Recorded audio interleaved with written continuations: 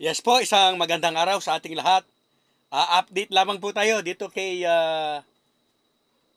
Alan Bartolome.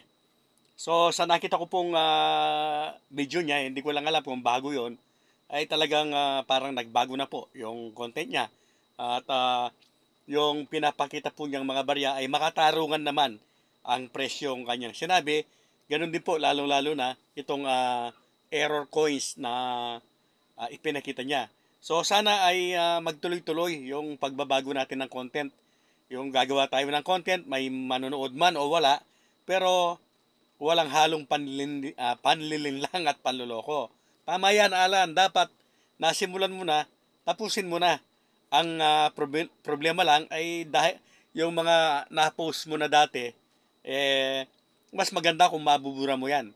Malapit na ang mahal na araw. Paging, Tokmol, at Kasukuli TV.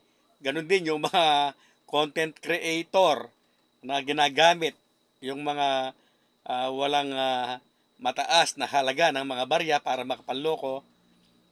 Malapit na maal na araw.